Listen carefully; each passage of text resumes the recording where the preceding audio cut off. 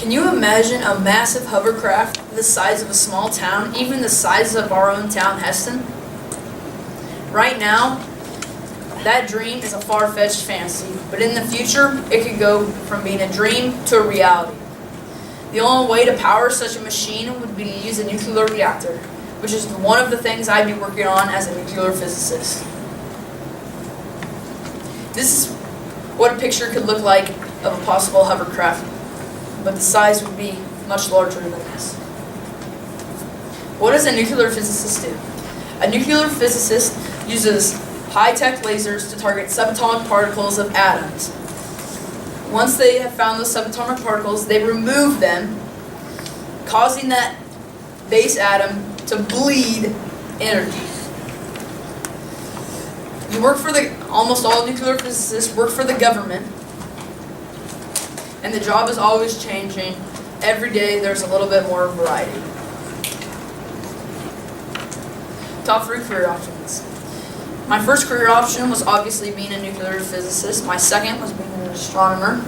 And my third was being a chemist.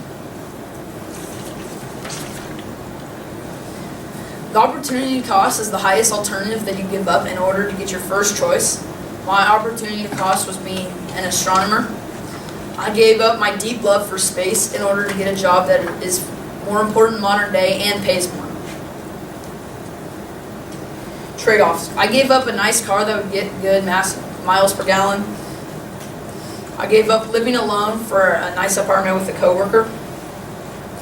And I gave up cheap college for a good education. Positive and negative incentives. My first positive incentive is that that you get paid well, and there are a lot of programs from the government that encourage you to work every day. My second is that there is a lot of variety in the job. And my third is that it's very important modern day because we all need energy. My negative incentives are: 1, it's not clean. Certain political parties hate us for that. 2, it's directly controlled by the government. I don't know if you see that as being a bad or good thing, but I see it as being a bad thing. 3, and there's a low risk of death in the case of a nuclear meltdown, but there has only been one case of a nuclear meltdown in the U.S. in the last 25 years. This is a picture of a nuclear physicist working on a nuclear reactor. My budget. My monthly salary allows me to make a lot of free choices, and that is $8,166.67. My yearly salary comes out to $98,000 per year. So for my housing, I'm sharing a nice apartment with a coworker in Pleasanton, California, about 25 miles away from where I want to work in Livermore, California. Housing comes in at about $1,565 per month, or 19% of my monthly budget. I'm buying a 2017 Toyota Prius at $24,000 and paying for it over 7 years. My total transportation comes out to $686, or 8% of my monthly budget. The utilities cost I split with my coworker, except for my phone bill, and that comes out to about $270 per month, or 3% of my monthly budget. Taxes, which include federal and state income tax, Medicare, and Social Security, come out to about $2,619.17, or 32% of my monthly salary. For food, I plan about $5 per meal, or $450 a month. Food was a total of 6% of my monthly salary. My medical insurance is fully paid by my employer. School loans were $466.70 per month, 6% of my monthly salary. Toiletries, I planned for about $2.5 per day, or about $75 per month, and that's 1% of my monthly salary. Discretionary, which mainly consists of savings, charity, entertainment, and miscellaneous items, came out to $2,034.80. It was 25% of my monthly budget. I want to be kind today and prepare for the future by putting about $1,000 in my savings per month.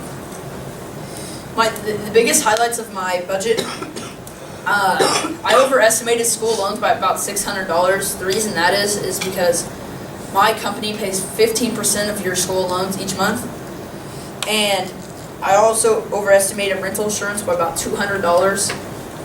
The reality was that it was only about $15 per month.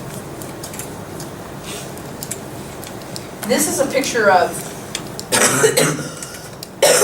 a nuclear physicist working on a particle accelerator. That's what uses the subatomic particles go into. My resume.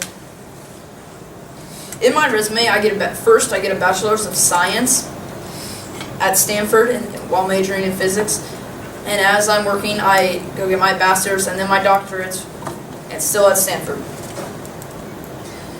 My 2 work experiences were at Lawrence Livermore Laboratory, where I worked as a paid intern, where I gained understanding of my potential work and communication with potential coworkers in the future. I also worked at MUIB basketball, where I supervised youth tournaments there. The skills I gained there were communicating skills. My 2 references are Riley Pitt, my college professor, and Greg Raleigh, the MUIB CEO.